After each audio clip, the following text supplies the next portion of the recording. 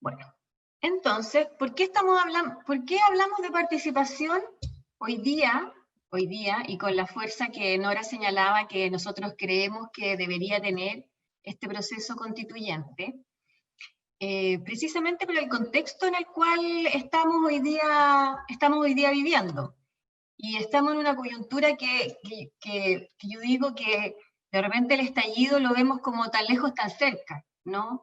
A veces con la pandemia entre medio y este año tan extraño que hemos tenido, todo lo que se vivió durante el estallido a partir de octubre ha quedado un poco a veces diluido.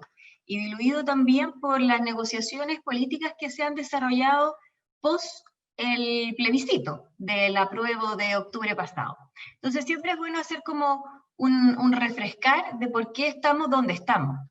Y dentro de este contexto no podemos dejar de conversar que teníamos un malestar ciudadano, que fue provocando o que llegó al estallido o a la revuelta social, como lo llaman algunos. A mí me gusta la palabra, estallido. Hay algunos que no. Pero estamos pensando de que esto se dio producto de una coyuntura crítica que se produce en el año 2019, pero hubo antecedentes relevantes en el año 2011, en el año 2006, e incluso en el año 98, cuando existió la discusión entre autoflagelante y autocomplaciente en los gobiernos de la concertación. Y este fenómeno, por lo tanto, no puede verse solamente desde lo que pasó el año 2019 y los 30 pesos, ¿no? Que ahí surge el tema, son 30 pesos, son 30 años. La verdad es que también va mucho más allá de los 30 años. Sí, y por lo tanto no es un fenómeno que se explique unicausalmente, sino que está constituido por diversas variables. Y dentro de esas diversas variables, obviamente está la desigualdad objetiva y subjetiva que tenemos en este país, con un país de fuertes contrastes y donde además el tema de la desigualdad de trato emerge con mucha fuerza. También podíamos ver a partir de lo que fueron las movilizaciones del 2011-2012 y también cómo se constituye la nueva mayoría y el programa que lleva al gobierno de la presidenta Bachelet, una expresión de un deseo de un fin al modelo económico, social y cultural en el cual estábamos viviendo y que se había vivido durante los gobiernos de la concertación. Y todo eso acompañado con una crisis generalizada de confianza en las instituciones por los escándalos de diversa índole y una que fue generando una crisis de legitimidad, y lo que hoy día nosotros estamos viviendo es una crisis de legitimidad política, social, cultural, económica, etc.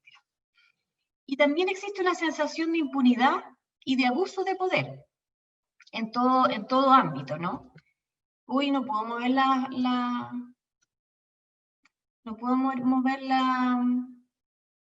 Ahí sí. Las diapos, sí. Ahí sí, ahí se movió. Ya. Entonces, esta situación, Manuel Antonio Garretón, por ejemplo, explica que se da el octubre por dos contextos entrelazados. Por una parte, un contexto de una crisis de la democracia representativa a nivel global, donde el poder es difuso y global, y hay una deslegitimidad de las instituciones, una experiencia democrática en la calle, protestando, y en la ilusión permanente de las redes sociales, que nos llevan a una polarización y a un sentir de que esta democracia la puedo vivir expresivamente, ¿no? Donde yo a través de las redes hago lo que quiero, digo lo que quiero y no tengo que responsabilizarme frente a nadie. Y esto no es algo que esté pasando solo en Chile, sino que también a nivel global, y por eso que ahí pusimos una imagen de los chalecos amarillos, porque junto con nuestro 2019 movido, también hubo movilizaciones en distintos países en el mundo, que tiene que ver con este tema de la democracia representativa. Y en el caso chileno también se junta, además de esta crisis global de la democracia representativa, una crisis de lo que era este modelo económico, social y político, con un balance de lo cotidiano, como dice Manuel Canales, que en el fondo se da una falsa promesa de alcanzar a través de la educación un nivel de vida distinto. Tenemos generaciones que viven endeudadas desde que entran a la universidad y por lo tanto se va generando un desgaste que finalmente termina con el estallido. Y esta sensación, este desgaste del modelo se veía con bastante fuerza en las movilizaciones, como veíamos, del 2011-2012, la propia agenda que puso la calle a través de esas movilizaciones que no solamente fueron estudiantiles, sino que también de los territorios y medioambientales con bastante fuerza, generó el programa de gobierno de la presidenta Michelle Bachelet. Y tuvo un programa transformador que buscaba hacerse cargo de esto. De hecho, estaba el tema constitucional ahí a la base. Sin embargo, venía arrastrándose también de antes y no fue posible de mejorar en aquel momento una desconexión de los partidos políticos con la base social y la brutal oposición que ejerció la derecha y los medios de comunicación desde el primer día en que asumió la presidenta, pero sin embargo durante el primer año se hicieron cambios bien significativos desde el punto de vista institucional, como por ejemplo el cambio del sistema binominal, que permitieron ir avanzando en estos cambios hasta lo que nosotros sabemos que pasó, que fue el caso Cabal, donde el gobierno perdió un poco de dinamismo en la agenda que tenía constituida. Sin embargo, ese movimiento del 2011-2012 buscaba superar este orden político, económico y social heredado de la dictadura. Y el estallido lo vuelve a poner en la conversación porque el sistema político no fue capaz de procesar esa demanda, a pesar de que en el programa de gobierno estaba considerado poder desarrollarlo de esa manera.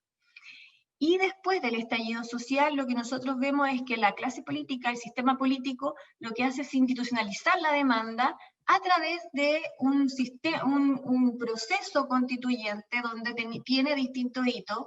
El primero era el plebiscito, pensábamos que íbamos a tener plebiscito en abril, no lo pudimos tener, lo tuvimos recién en octubre, y fue un momento de mucha felicidad, porque a pesar de la pandemia y a pesar de todo lo que ha pasado en términos de crisis social, política y económica que está viviendo el país, la gente fue a expresar su deseo nuevamente de cambiar esta constitución, porque esta constitución nos permitiría modificar aquel modelo económico-social que está haciendo agua en nuestro país.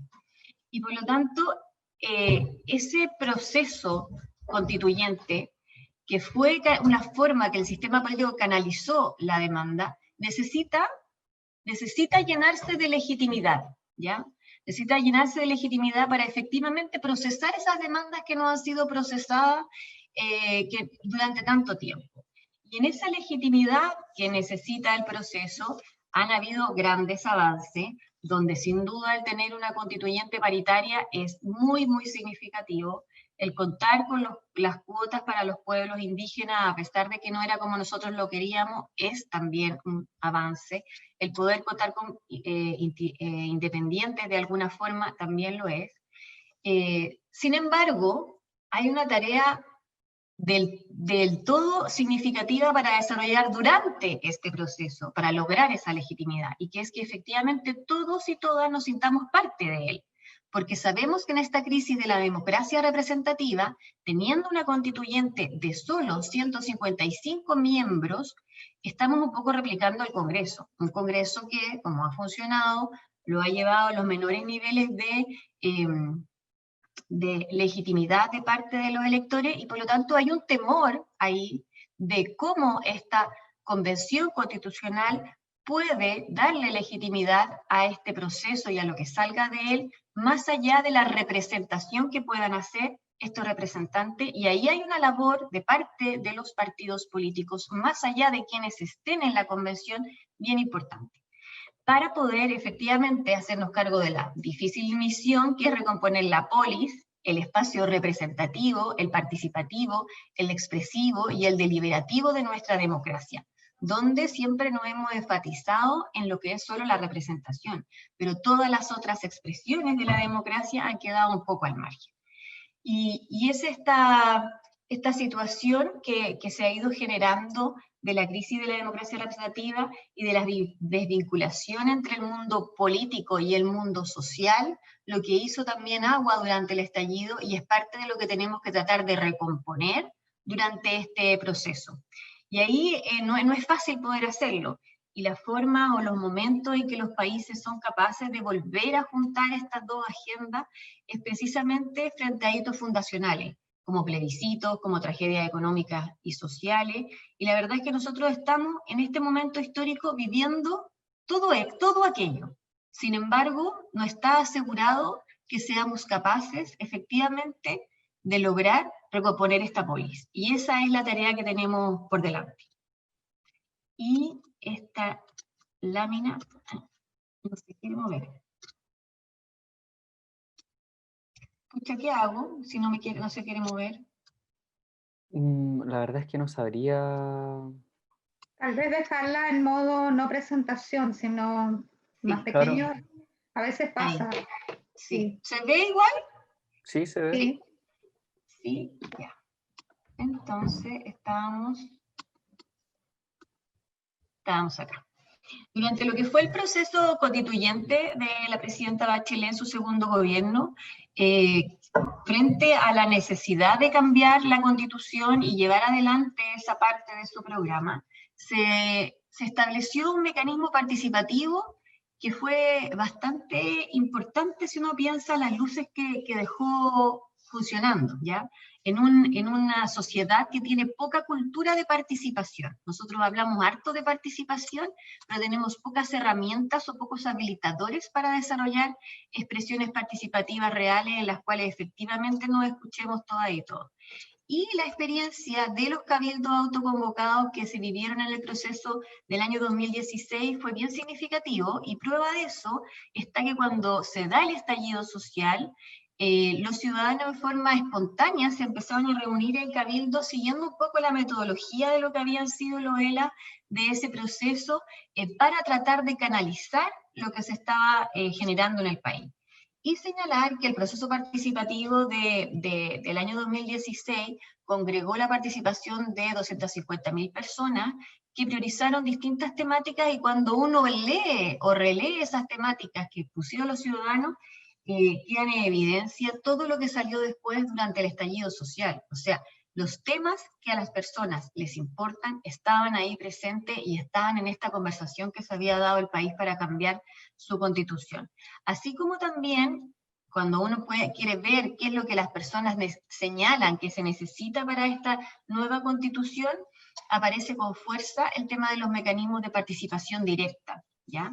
Y por lo tanto, es a nuestro juicio un deber de nosotros como socialistas hacernos cargo de lo que fue ese proceso participativo inconcluso, que sin embargo dejó insumos que tenemos que en el fondo darle respuesta a esa gente retomándolos en este nuevo proceso, porque lamentablemente lo que nosotros hemos tenido en estos años son experiencias de participación bastante frustrantes, en el sentido que sentimos que lo que ahí se vierte no necesariamente después es canalizado e implementado e incide en la política pública.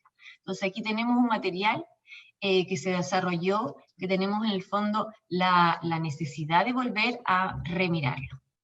Ahora, cuando hablamos de la participación, ¿qué significa participar? ¿Ya? Cuando uno busca así como en el diccionario, participar es como ser parte. ¿Ser parte de qué? Ser parte de una comunidad de iguales.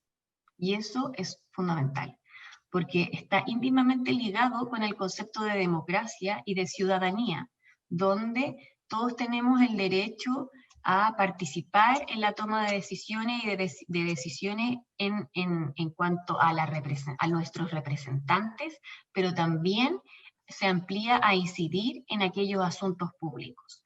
Entonces, ahí es donde llegamos al concepto de ciudadanía y cómo ejercemos esta ciudadanía. Y en el fondo también en esta democracia de baja intensidad hemos tenido una representación ciudadana que se da cada 4 años. O sea, cuando yo voto, ahí soy ciudadano y es como la fiesta de la democracia. Bueno, la ciudadanía es más que eso, y también si nosotros queremos fortalecer esta democracia de baja intensidad, está el cómo generamos una ciudadanía activa. Y ahí Elizabeth Yelling, que es argentina, nos señala que el concepto de ciudadanía hace referencia a una práctica conflictiva y vinculada al poder, que refleja las luchas acerca de quiénes podrán decidir y que en el proceso de definir cuáles son los problemas comunes y cómo serán abordados. Por lo tanto, la ciudadanía, como los derechos, están siempre en un proceso de construcción y cambio. ¿Y qué más motivante de hacerse cargo de una ciudadanía activa en un proceso constituyente que va a decidir cuáles van a ser los nuevos derechos y responsabilidades que van a tener estos ciudadanos para empezar a iniciar este nuevo pacto social que Chile necesita. Y ahí llegamos al concepto de participación ciudadana, que la SECPRE en el año 2011, que fue cuando se aprobó la ley de participación ciudadana en la gestión pública, señala que es el involucramiento activo de los ciudadanos y las ciudadanas en aquellos procesos de toma de decisiones públicas que tienen repercusión en sus vidas. Y entonces, aquí está el tema de, bueno, cuando nosotros iniciamos procesos participativos, iniciamos un camino incierto, no sabemos hacia dónde vamos a llegar, porque la participación no tiene que ver con imponer lo que yo creo, sino que en el ser capaz de ir a escuchar, ir a reflexionar con otros y con las experiencias de otros con respecto a cómo lo queremos hacer. Y hemos estado acostumbrados a hablar mucho de participación, pero poco a hacer las cosas efectivamente con participación. Porque la cultura antidemocrática y autoritaria que ha tenido nuestro país en forma histórica, sigue estando ahí presente. Y por lo tanto es súper políticamente correcto hablar de participación, pero es muy difícil ejercer la participación y hacer las cosas participativamente. Entonces aquí hay un desafío que es efectivamente cuando hablamos de participación, estar dispuestos a no a imponer lo que yo creo, sino que a co-construir con otros el camino al cual queremos llegar. Y esa es la invitación que nosotros creemos que es importante de asumir como socialista en este proceso constituyente. Y en toda la discusión con respecto a la participación ciudadana y en los discursos que aparece y ha aparecido durante los últimos 30 años en la gestión pública, hubo en un momento como una discusión de si la participación ciudadana era un fin o un medio, ¿ya? Entonces, había algunos que le ponían más énfasis al sentido de que era un valor en sí misma, porque en el fondo era parte de la constitución de un sistema democrático y de su fortalecimiento, y había otros que de una mirada más instrumental o economicista también se podría decir, señalan que es un medio porque en el fondo permite desarrollar políticas públicas más eficientes y con mayor legitimidad social. ¿Ya? Y la verdad es que esta discusión es una dicotomía falsa, porque la participación ciudadana es un valor en sí mismo para el sistema democrático, pero también es un medio que permite que se hagan las cosas de mejor manera. Entonces, también en esta como tensión que se ha dado si es uno o lo otro, hemos también caído en un loop que no nos permite ir avanzando en ninguna de las dos. Y finalmente la voluntad política para ejercer la participación no ha existido con mucha fuerza. A pesar que en el año 2011 tenemos una ley de participación ciudadana en la gestión pública que está consagrado en la ley 20.500, que es del 2011, pero ya cuando la presidenta asume su segundo mandato, frente a las críticas con respecto a su implementación, ella hace un Consejo Nacional de Participación para ver cómo se puede mejorar esta legislación, y aparecen importantes recomendaciones que hasta el día de hoy no se han desarrollado. Por lo tanto, yo creo que también es importante, en virtud de los procesos que se hicieron anteriormente, que nosotros como socialistas relevantemos todas aquellas demandas que quedaron establecidas con respecto a la participación durante este proceso constituyente que hoy día estamos viviendo en el país. Ahora, ¿qué es lo que hace la ley 20.500? En el fondo nos entrega el marco legal para lo que se denomina la participación institucionalizada. Y la participación institucionalizada implica un proceso a través del cual se institucionaliza, se le da un cauce a la participación. Esto significa, por un lado, que se atraviesa por prácticas o experiencias de cambio social y político que llevan a desarrollar las instituciones para la participación ciudadana, crearla, adaptarlas, cambiarla y finalizarla. Y por el otro, existe un estado situacional en un momento definido en donde se habla de un proceso ya institucionalizado con acuerdos o reglas definidas, ¿ya?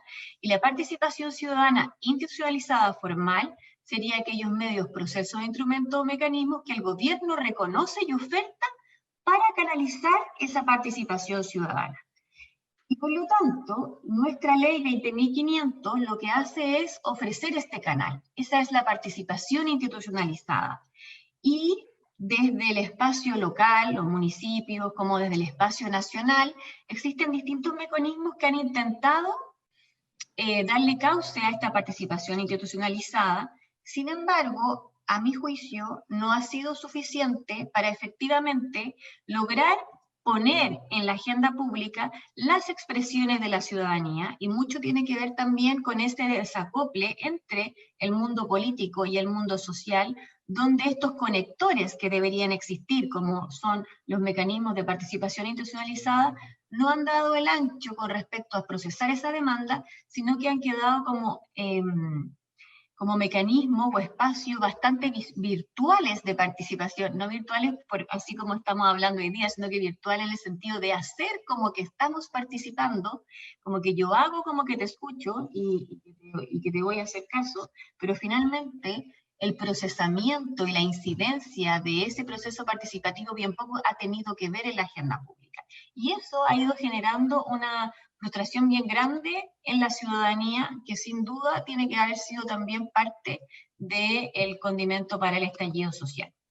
Ahora bien, esta ley de participación ciudadana, la ley 20.500, sin embargo, señala explícitamente que el Estado reconoce a las personas el derecho a participar en sus políticas, planes, programas y acciones, ¿ya? Por lo tanto, desde este artículo, que es el artículo 69 de la ley, se pone el tema en términos significativos para lo que es la gestión pública. Lamentablemente, los mecanismos con los cuales se ha ido dando curso a esta ley quedan simplemente en espacios meramente formales de entrega de información o de consulta, y no se observa una mayor incidencia de lo que ahí sucede en esos espacios. Ahora bien, esta ley ha ido generando, y también no podemos ser tan negativos en la mirada, han habido experiencias que han sido positivas, y generalmente las experiencias son más positivas cuando existe la voluntad política para que el cumplimiento de esta normativa no solamente sea un checklist de parte de la autoridad, sino que sea visto como una herramienta que permite mejorar la gestión pública y procesar las demandas y conocer lo que la ciudadanía requiere. Esto tanto a nivel nacional como a nivel local. Y por lo tanto, los mecanismos que tiene la ley a nivel nacional es el acceso a información relevante, las consultas ciudadanas, las cuentas públicas participativas y los consejos de sociedad civil. Sin embargo, a nivel local vemos un mayor número de mecanismos que algunos municipios han ido desarrollando y que se pueden encontrar en las ordenanzas de participación ciudadana, que es una obligación que todos los municipios tengan. Y dentro de estos otros mecanismos que existen tenemos las mesas barriales, sectoriales, de diálogo, los presupuestos participativos, los cabildos ciudadanos, las audiencias públicas, las oficinas de información, reclamo y sugerencia, las iniciativas populares que existen en algunos municipios, los comités de usuarios, los paneles de expertos, la planificación participativa, los círculos de estudio, las asambleas, los jurados ciudadanos, plebiscito y encuesta. ¿Cuál es el problema que de repente uno observa cuando ve estas ordenanzas de participación ciudadana o las normas de participación? Que muchas veces la explicación con respecto a los mecanismos son bastante genéricos, y por lo tanto finalmente la forma de llevarlo a cabo se queda en la formalidad, y no en el que efectivamente nos permitan procesar la demanda y conocer y co-construir en conjunto con los otros lo que estamos buscando. Por lo tanto, es bien importante que cuando nosotros pensemos en algún mecanismo de participación, tengamos siempre a la base el ¿para qué? ¿Para qué estamos abriendo este espacio de participación? ¿Qué es lo que queremos transformar con él? ¿Quiénes son los que participan? ¿Cómo participan? ¿Hasta dónde llega su participación? Y eso que la gente lo tenga claro desde el inicio y no que después se sienta frustrada porque no llega ni una parte. ¿En qué asuntos se participa? ¿Y cuáles son las consecuencias de esta participación? Es decir, los objetivos, la intensidad, el alcance y la evaluación de la participación. Ahora, ¿qué es lo que nos ha ido pasando también en este discurso? de espacios de participación y de lejanía de la ciudadanía con los organismos representativos o más de índole político. Nosotros tenemos este triángulo virtuoso, que en el fondo es como el triángulo de la coherencia, que es que yo pienso algo y lo que pienso lo digo y lo que digo lo hago. Y nos hemos encontrado en las prácticas que se han ido dando desde el mundo político, en que muchas veces lo que se dice no es lo mismo que se hace, y lo que se piensa no es lo mismo que se dice, y lo que se dice no es lo mismo que se piensa, y por lo tanto hay una incoherencia entre el discurso y el hacer que va generando esta brecha, esta distancia entre estos dos mundos. Por lo tanto, si nosotros pensamos que estamos en un proceso de co-construcción, de rearmar, de restablecer, de constituir un nuevo pacto social en nuestro país, tenemos que ser capaces de, como partido político, como dirigentes sociales, de actuar en virtud de este triángulo. Y eso parece algo tan obvio, pero sin embargo muchas veces no se da. ¿Ya? Y ahí es donde hemos tenido un problema bien importante en la sintonía para darle coherencia, para darle confianza a las personas en que efectivamente estamos dispuestos a escuchar y a hacer en conjunto, en esto de que la participación es un proceso de hacer con otros y no de imponer lo que uno cree o mi propia agenda. Ahora, cuando uno habla de participación, mucho también se ha dado de que se señala o estos espacios como de participación han sido ficticios, en el sentido que se confunde la entrega de información con el proceso de participación propiamente tal. Y la entrega de información es un escalón previo a la participación, y por lo tanto la transparencia dentro del proceso es algo fundamental para cualquier mecanismo de participación. Imagínense lo que significa en un proceso de construcción de una nueva constitución. O sea, tiene que ser un proceso completamente participativo, donde la información sea transparente, donde yo conozca cuáles son los intereses que están a la base de cada uno de los representantes que lleguen a esa convención constitucional, que yo sepa quiénes son las personas que se reúnen con esos representantes y que plantean sus intereses. En el fondo, tenemos que buscar una convención que sea abierta, que sea transparente. Y no pensar que solo porque se entrega información se está ejerciendo la participación. La participación tiene que ver con la incidencia en la toma de decisiones. Y eso lo podemos dar desde espacios de participación consultiva, donde yo le consulto a la ciudadanía cómo harían esto, y esos insumos van a determinar en alguna forma cómo yo lo voy a hacer, y yo después debería comunicarle a la misma ciudadanía qué fue lo que tomé y lo que no tomé, y por qué sí y por qué no de ese proceso, como también vinculante, en el sentido de que yo me comprometo a que lo que salga de ese proceso, sí o sí lo voy a llevar adelante. O también deliberativamente, donde juntos tenemos los suficientes insumos de información, de estudio, de experiencias de vida, para ir deliberando, conversando, reflexionando, y en conjunto puede salir la alternativa que mejor nos parezca para nuestro país. Y entonces ahí está el tema de cuánta experiencia tenemos en nuestro país autoritario y con poca experiencia de educación para la ciudadanía, de ser capaces de efectivamente tener espacios de conversación que nos permitan deliberar en conjunto. Y en el proceso que hoy día vamos a iniciar, cuando tengamos la convención propiamente tal, eso es clave, así como también es clave en las experiencias de cabildos autoconvocados, o también de las experiencias dentro de los partidos políticos, donde nos cuesta efectivamente deliberar en conjunto y tomar decisiones en base a los argumentos de unos y de otros, sin agredirnos y perder la fraternidad. Ahora, ¿por qué la participación es importante en este proceso en el que nos encontramos, así como propiamente?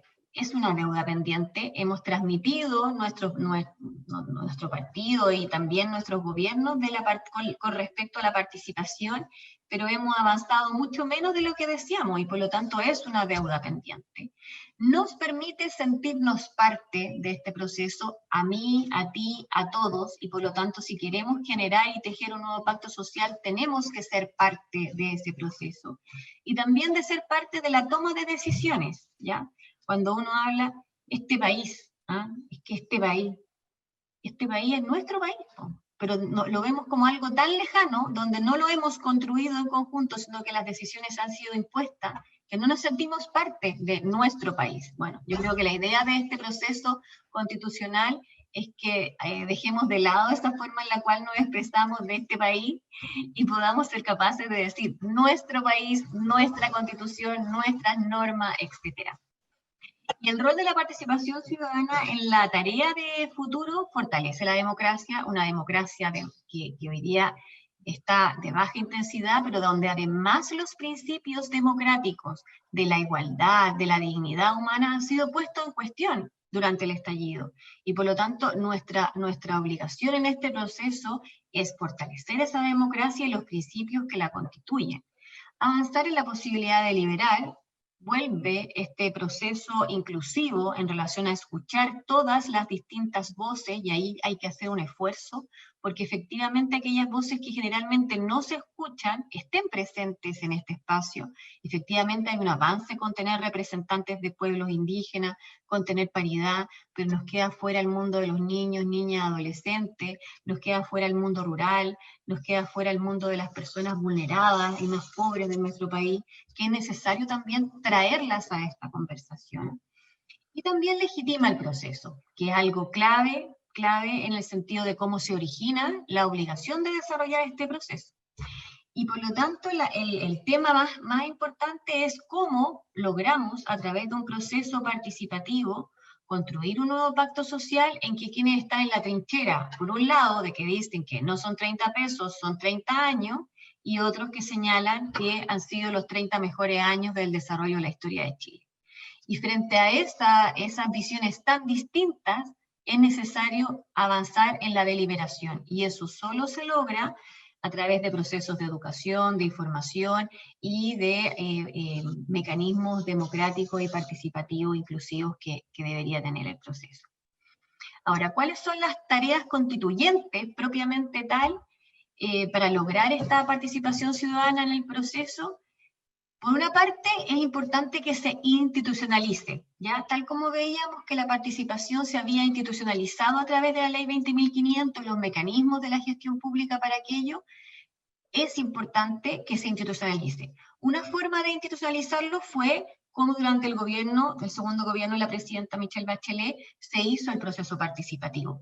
Ese tipo de mecanismo nos permite institucionalizar, pero también tenemos que saber y tenemos que estar súper conscientes de que más allá de lo que se logre institucionalizar, que es una pregunta, no sabemos cuánto se va a lograr institucionalizar, eso va a ser una labor que va a tener la convención una vez que sea electa y empiece a trabajar en su reglamento, establecer los mecanismos para que se logre institucionalizar espacios de participación.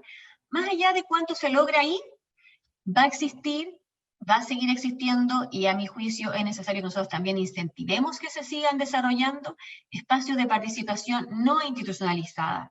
Nosotros vemos que hoy día hay una serie de asambleas territoriales que funcionan en Chile, a lo largo de Chile. En mi comuna, por ejemplo, existen muchas, en cada una de las plazas de la comuna, que ya están escribiendo la Constitución, que ya están pensando cuál es su Constitución, y por lo tanto eso se va a seguir dando. El tema es cómo esa información, ese proceso autoconvocado, no institucionalizado de participación se pueda canalizar hacia la Convención Constitucional, más allá de cuántos son los espacios de institucionalización. ¿Y por qué esto es súper clave? Porque en este proceso constituyente, obviamente van a estar los intereses de aquellos que tienen más intereses económicos en nuestro país, puestos en la conversación de los constituyentes y tratando de poner sus intereses en esta conversación. Por eso que el tema de la transparencia es clave, no solamente para en temas que se podría hablar como de lobby, que se va a dar, sino que también para lograr que aquellos que no pueden llevar su voz con facilidad, como sí lo hacen quienes están organizados y tienen los recursos para ello, también lo puedan hacer. Y ahí es donde yo creo que hay un rol súper importante de los militantes de nuestro partido, de nosotros, en el sentido de cómo lograr hacer esta conexión entre el mundo político y el mundo social, cómo estar presente en esas conversaciones institucionalizadas y no institucionalizadas. Y por supuesto, ojalá tener la coherencia para que este triángulo que veíamos no parezca que es como unos militantes locos transmitiendo sobre algo y unos dirigentes haciendo otra cosa o unos convencionales haciendo otra cosa. La idea es que exista una coherencia en todos los aspectos. Y una posición dentro de los constituyentes, o sea, cuando tengamos nuestros constituyentes ya electos o definidos quiénes van a ser, que ojalá quienes se presenten y que sea como una norma dentro de nuestro partido, sea un compromiso por la transparencia, por la participación ciudadana, con cuentas regulares en los territorios donde han sido electos, con escucha, con incidencia, con participación, por supuesto, en aquellos cabildos que hoy día están funcionando, con también la responsabilidad de hacer este proceso de articulación de las iniciativas, del ser el conector, el llevar la información, el ir generando espacios de educación para que efectivamente logremos avanzar en esto que es tan difícil y tan ausente muchas veces, que es la deliberación. Y dentro de la Constitución, y haciéndonos también un poco cargo de lo que ha salido en otros consejos, como veíamos el Consejo de la Participación Ciudadana, que existió en el segundo gobierno de la presidenta Bachelet, y que también ha ido generando el programa de participación en el cual nosotros con la Nora participamos. Creemos que es fundamental que en la nueva Constitución exista el derecho a la participación ciudadana y a la asociación como un derecho fundamental. Porque muchas veces el no haber avanzado con mayor profundidad en que esta ley de participación ciudadana del año 2011, que además es una ley que se demoró mucho tiempo en aprobarse en el Congreso, estuvo desde el gobierno del presidente Lago el año 2004 y recién se aprobó en 2011, que los mecanismos no hayan sido más importantes en cuanto a incidencia y vinculación, es porque no teníamos en la Constitución actual la participación como un derecho fundamental. Y por lo tanto, si nosotros queremos avanzar en participación, tenemos que lograr que la participación esté dentro de aquellos derechos. Así como también el que podamos establecer mecanismos de democracia directa en nuestra Constitución, tal como nos lo señalaron los ciudadanos que participaron de Loela en el 2016, con plebiscitos nacionales, regionales, comunales, para dirimir temas de interés público, con financiamiento para su derecho y para campañas informativas equitativas y reguladas.